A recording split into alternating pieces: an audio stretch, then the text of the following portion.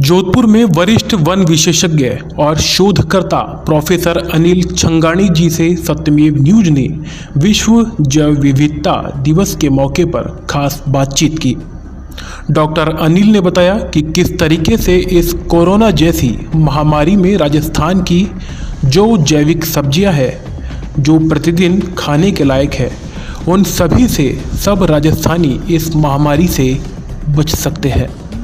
उन्होंने ये भी बताया कि जिस तरीके से राजस्थान में कैर सांगरी, फली, काचरा जो हमारे शरीर के इम्यूनिटी सिस्टम को सेट करते हैं, वो आज की इस महामारी में बहुत ही महत्वपूर्ण है।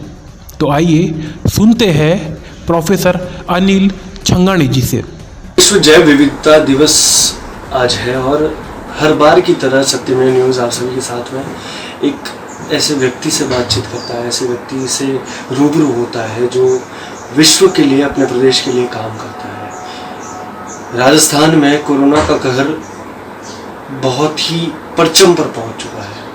कहीं कहीं ऐसी स्थिति है वहाँ संभल नहीं पा रहा है, लेकिन गवर्नमेंट अपनी कोशिश पूरी कर रही है। आज हमारे साथ में मौजूद है विशेषज्ञ कहूँ या फिर लेक्चरर को, महाराजा गंगा सिंह यूनिवर्सिटी के HOD डॉक्टर अनिल छंगाणी जी। सर, स्वागत है सत्यमेव न्यूज़ पर।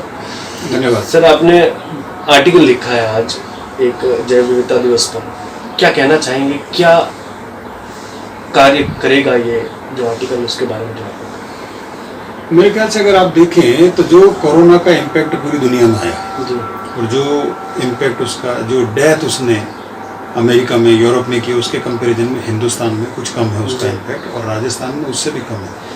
अगर देखा जाए तो आज सुबह माननीय मुख्यमंत्री जी ने कहा है कि राजस्थान में जो रिकवरी रेट है दैट इज़ 57%, जो हिंदुस्तान में नहीं बल्कि दुनिया में सबसे ज़्यादा है। और ये रिकवरी रेट इतना अच्छा होने की जो वजह है वो हमारी जैव विविधता। इस लॉकडाउन के पीरियड में पिछले 2 महीनों से जो सब्जियों की उपलब्धता नहीं होती, फ्रूट्स की अवेलेबिलिटी नहीं होती, लेकिन हमारी जैव विविधता ने, हमारे सराउंडिंग ने हमें इतना अच्छा रिसोर्सेज दिया है कि वो रिसोर्स आज हमारे लिए एक वरदान बन के साबित हुआ, जिसमें चाहे कैर हो, चाहे सांगरी हो, चाहे बेर हो, चाहे ग्वारफली हो। इसी तरह से लोकल मटेरियल इतना अवेलेबल है कि हमारा लाइफ स्टॉक उस पर सस्टेन कर सकता है, हमारी इकोनॉमी उस पर सस्टेन कर सकती है। और इसी के चलते हमें जो हमारा मिनिमम न्यूट्रिशनल वैल्यू चाहिए, हमारा इम्यून पावर जिस स्तर का चाहिए, वो हम मेंटेन कर पाए। तो अब ये जैव विविधता होती कहाँ पे है, प्रश्न ये आता है। तो ये सारी जो जैव विविधताएं हैं, ये जैव विविधताएं मिलती है जो हमारे परंपरागत पर्यावरण बचाने के स्रोत हैं, जिसमें ओरण भी आते हैं, गोचर भी आते हैं, नाडी तालाब के कैचमेंट एरिया भी आते हैं। और वो सब लोगों ने अपने परंपराओं से, अपने तरीकों से, अपने कल्चर से, अपने रिलीजन से उनको बचा के रखा हुआ है। और ये जैव विविधता ही आज हमारे लिए एक रामबाण इलाज की तरह सामने आई है, और हमें इस जैव विविधता को संजो के रखना पड़ेगा। और इस बार जो UN ने दिया भी है, जो थीम दिया है, उसने लिखा है the solution is with you, solution is with nature. प्रकृति के साथ ही उपचार है, और इसका हम प्रत्यक्ष प्रमाण है। जो 57% हमारा रिकवरी रेट है, ये इस चीज को साबित करता है कि हमारे थार मरुस्थल की, राजस्थान की जो जैव विविधता है, उसी ने हम सबको अभी इस कोरोना के कहर से बचाया। जिस तरह का कहर ये बरपा चुका है देश के कई हिस्सों में और दुनिया के कई हिस्सों में, तो हमें अपनी जैव विविधता की कदर करनी है, हमें अपनी जैव विविधता को संजो के रखना है। और इस जैव विविधता दिवस पे ये हमें प्रण लेना है कि जो हमारे जैव विविधता के रिपोजिटरीज हैं, जो जीन बैंक हैं, उनकी हमें संरक्षण करना है, संवर्धन करना है, और जन समुदाय की भागीदारी से इन सब चीज़ों को बचाना है। सर, अभी ये जो एक जिस तरीके से चल रहा है कि डिस्टेंसिंग को लेके, सोशल डिस्टेंसिंग को लेके आप इस कोरोना से बच सकते हैं, और आपका कहने का सार ये है कि अपना जो खान पान है उससे कुछ ज़्यादा फर्क पड़ेगा। मेरे ख्याल से जो हमारे परंपरागत खान पान है, जैसे हम आज राजस्थान में, मारवाड़ में देखा जाए तो चाय की बड़ी मनवार है, जबकि आयुर्वेद भी यही कहता है कि आपको अदरक का, काली मिर्च का काढ़ा या जो भी बनना चाहिए, वो हमारे रूटीन में 2-3 बार, घर में 4 बार चाय बनती है।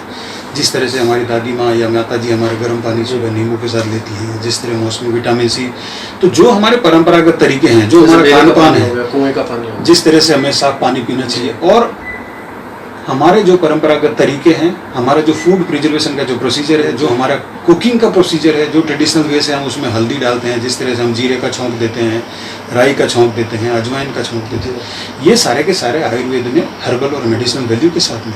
और चूंकि ये कहीं ना कहीं हमारी डाइट का रेगुलर कई वर्षों से, जब से शायद हमें समझ आई है तब से हमारी खुराक का हिस्सा रहे हैं, यही कहीं जाके एक वजह है कि हमारा इम्यून सिस्टम आज भी इस कोरोना वायरस से लड़ पाया और शायद आगे भी लड़ पाए।